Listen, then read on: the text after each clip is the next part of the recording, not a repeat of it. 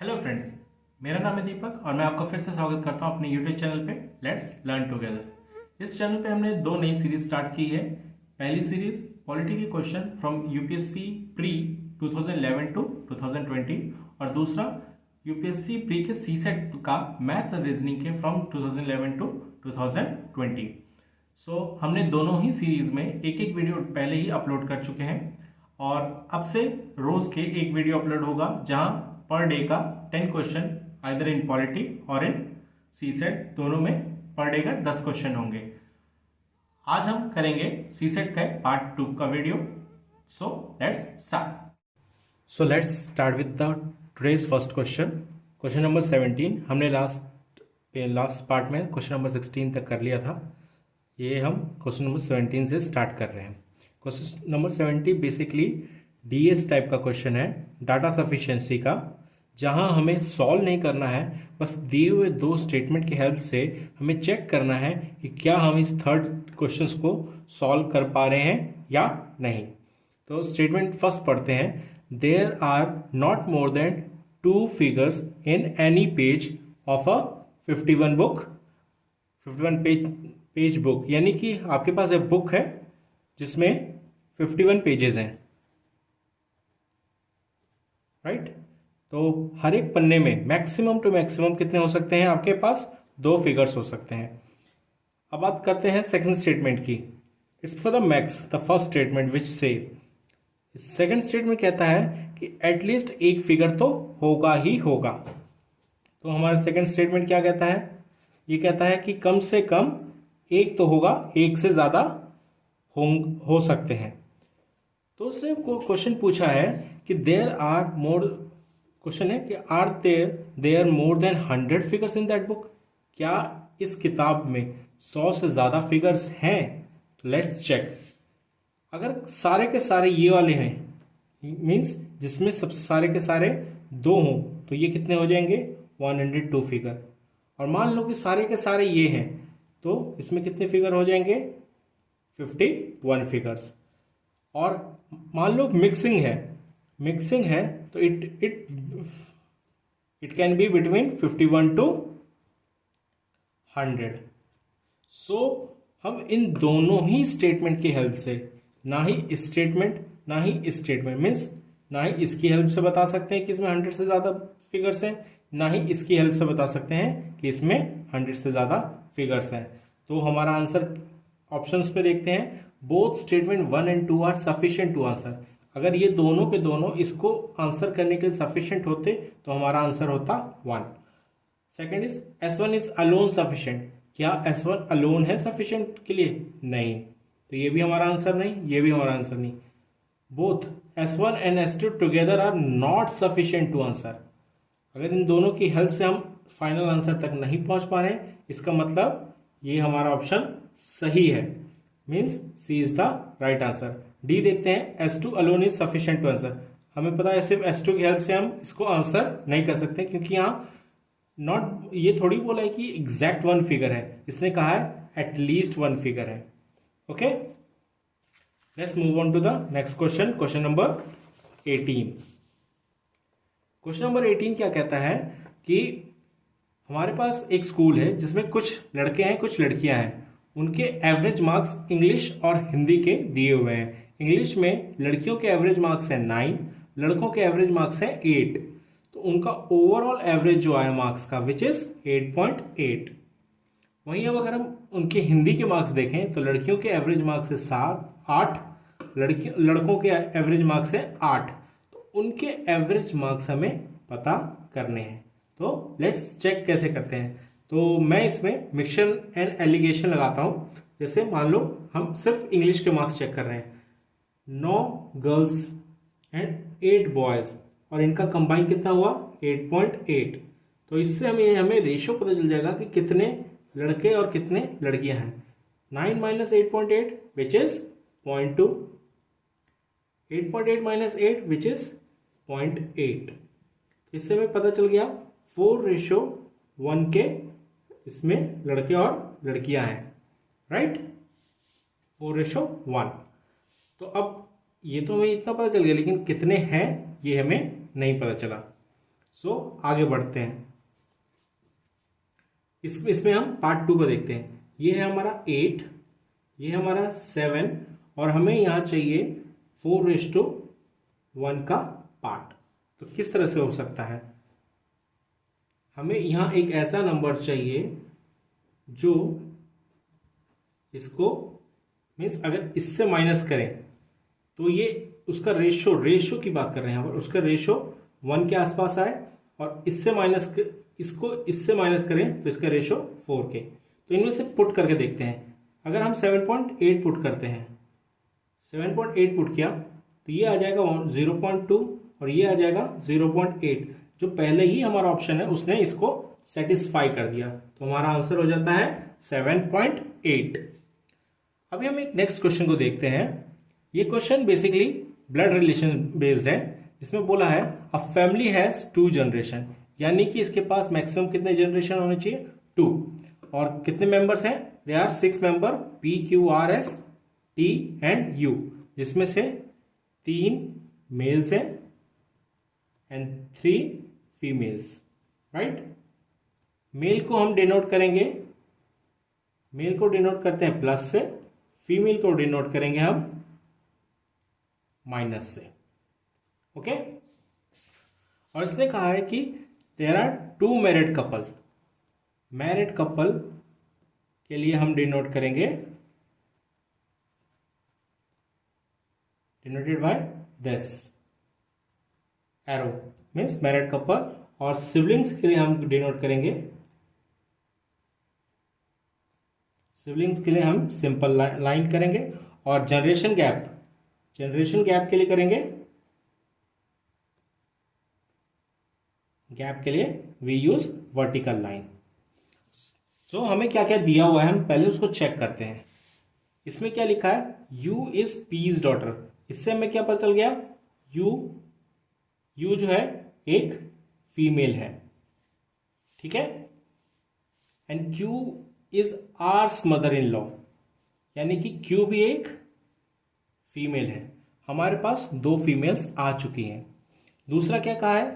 T is an unmarried male, यानी T must be male and S is also male. तो हमारे पास 2 mail और 2 फीमेल आ चुकी हैं, ठीक है। अब हम इसको 2 चीजें और बना लेते हैं, जैसे कि हम एक शीट यूज कर लेते हैं। जैसे कि यहां पर और क्या कहा हुआ है?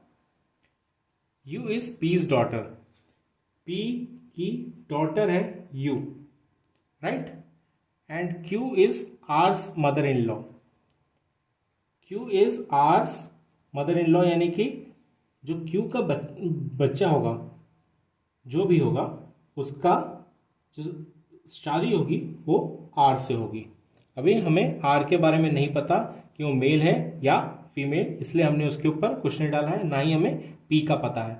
तो इसको हम इस तरह से एडजस्ट करना है कि ये चीज़ें सेट हो जाए। हमारे पास और क्या क्या गिवन है? टी और एस मेल है और हमारा Q and U female, right. So हम कैसे पता करेंगे कि ऑप्शंस के हिसाब से देखते हैं कि आर इज यूज हस्बैंड। अगर आर यू का हस्बैंड हुआ, मान लो कि ये इसका हस्बैंड हो जाता है, R is a husband of U, इसका मतलब क्यू मस्ट बी, इसका क्यू इसकी पत्नी हो जाएगी। अगर आर हस्बैंड है तो ऑब्वियसली क्यू पत्नी हो जाएगी, तो ये पति हो जाएगा। तो इससे हमारे पास क्या, पी भी पॉजिटिव आ जाता है, means P male R male. हमारे पास 2 मेल पहले से हैं, तो 2 2 4, तो ये हमारा ऑप्शन नहीं हो सकता। Second is R is S wife, हम आर को एस का वाइफ देख सकते हैं। तो लेट पी का बेटी है यू और मान लेते हैं टी उसका भाई है, इज अ मेल, और एस इज ऑल्सो मेल और उसकी पत्नी है आर, इसकी पत्नी है आर। और अगर क्यू अगर हम यहां रखते भी हैं तो क्या ये सेटिस्फाई कर रहा है हमारा? क्यू इसकी मदर इन लॉ है, S UTS, they are siblings. और हमारा कंडीशन क्या था, 2 married couples and 2 unmarried siblings. तो इससे हमारा सेटिस्फाई हो रहा है, so B is the right answer. बाकी हमें ऑप्शंस देखने की जरूरत नहीं है। Let's move on to the question number 20। इसमें पूछा गया है एक पर्टिकुलर ईयर में 12 जनवरी संडे है, राइट। तो इसने पूछा है कि इनमें से कौन सा करेक्ट है। हमारे पास बताया गया है 12 जनवरी एज संडे। जनवरी में रिमेनिंग डेज कितने बचे, हमारे पास बचते हैं 19 डेज। ओके, अभी हम ये नहीं देखेंगे कि लीप ईयर है या नॉन लीप ईयर है, हम बाकी दिनों को देख लेते हैं। फेब में 28, मार्च 31, अप्रैल 30, मई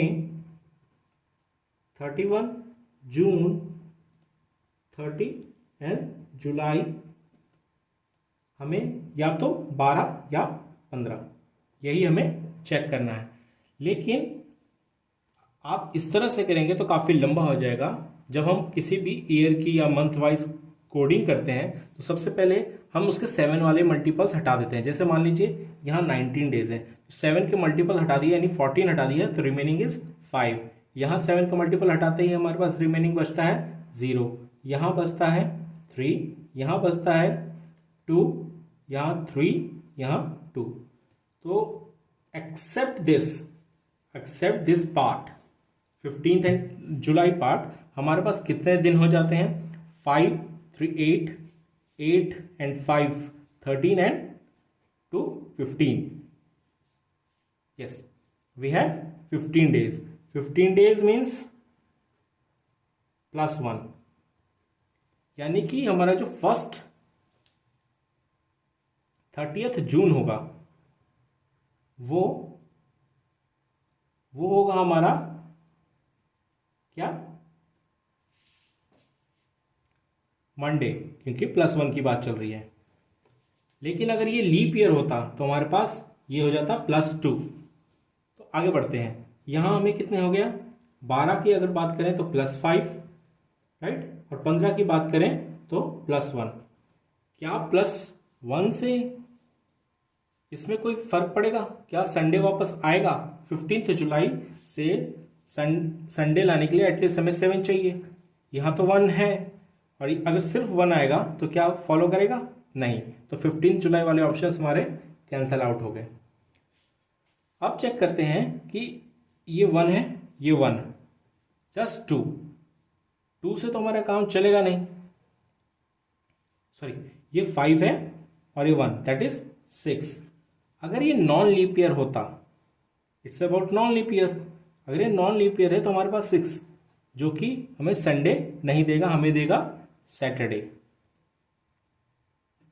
सो टू मेक इट संडे हमें यहां क्या चाहिए, +1 विच इज लीप ईयर, यानी कि 7 which become Sunday. So 12th is a Sunday if the year is a leap year. 12 जुलाई ही हमारा संडे होगा अगर वो लीप ईयर होगा, अदरवाइज ऐसे नहीं होगा। ठीक है, let's move on to the next question. As per the paper set A, next math और रीजनिंग क्वेश्चन इज 28th। ये एक स्टेटमेंट वाला क्वेश्चन है और काफ़ी इजी है, अगर इसको बस हमें चेक करना है कि, और इस क्वेश्चंस का जवाब देखना है कि क्या ये स्टेटमेंट इसको फॉलो कर पाते हैं या नहीं। 2 स्टेटमेंट दिए हैं, R is greater than P as well as Q। चलिए बना लेते हैं, R is greater than P and R is greater than Q। दूसरा बोला है S is not largest one, हमें बोला है S नॉट लार्जेस्ट है, right, S is not largest. तो हमें क्या करना है, हमें क्या क्वेश्चन पूछा है, among 4 numbers P, Q, R, S, which one is the largest? इन सिर्फ फर्स्ट से हम देखें तो हमें क्या पता चल गया, R is greater than P as well as Q, और S अगर बड़ा नहीं है तो ऑब्वियसली बात है, S अगर सबसे बड़ा नहीं है तो वो यहीं कहीं बिलोंग करेगा, क्योंकि 2 से तो बड़ा है ये, और अगर इससे बड़ा होता है एस तभी तो सबसे लार्जेस्ट होता, और वो बड़ा तो है नहीं, तो एस मस्ट बी, वो एस हमेशा पीछे की तरफ ही रहेगा आर से, यानी कि R is greater than S, ये भी फॉलो करेगा। तो सिर्फ इसके से, यानी सिर्फ स्टेटमेंट 1 से हम ये नहीं बता सकते हैं कि कौन सा लार्जेस्ट होगा, क्योंकि हमें एस के बारे में नहीं पता है। लेकिन जब हम उसमें स्टेटमेंट 2 की बात कर लेते हैं तो वो दोनों मिलके हमें आंसर दे देते हैं कि आर इज द लार्जेस्ट, और अकेला स्टेटमेंट 2 भी हमें कोई आंसर तक नहीं पहुंचाता है। तो statement 1 and 2 together are sufficient to answer the question, but neither S1 alone nor S2 alone is sufficient to answer, यानी C is our right answer. अब नेक्स्ट क्वेश्चन की तरफ मूव ऑन करते हैं, क्वेश्चन नंबर 29। ये भी statement type question है, 2 statement दिए गए हैं, उससे बेस एक क्वेश्चन दिया गया है, और हमें उससे पता करना है कि क्या इस चीज को फॉलो करता है या नहीं। हमें पहला स्टेटमेंट क्या दिया हुआ है, एन इज अ प्राइम, तो ये तो कहीं से भी भाई कहीं तक हो सकता है, फ्रॉम 2 3 एंड सो ऑन, चलता ही चला जाएगा। उसके बाद बोला है कि N leaves remainder 1 when divided by 4, तो ऐसे कई नंबर्स हैं, 13 हो सकता है, 17 हो सकता है, राइट, एंड सो ऑन, और भी आगे हो सकते हैं।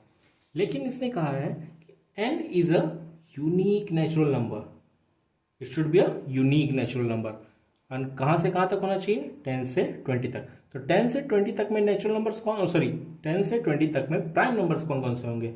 10 से 20 तक में हमारे प्राइम नंबर है 13, 17, 11, 13, 17 एंड 19। ये तो हमारे 4 ऑप्शंस आ गए, right, as per the prime number. लेकिन इसने क्या कहा है, it should leave remainder of 1 when divided 4। क्या ये 1 का रिमाइंडर छोड़ता है डिवाइड करने पे 4 से, नहीं, ये 3 छोड़ता है, ये 1, दिस 1 एंड ये भी 3। तो हमारे पास ऑप्शंस कितने बच गए, 2।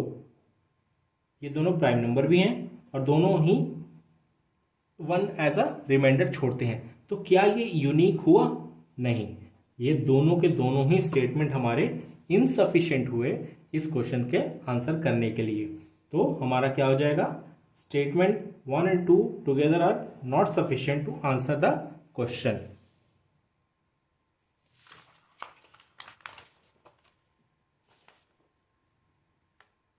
Sorry for the next last question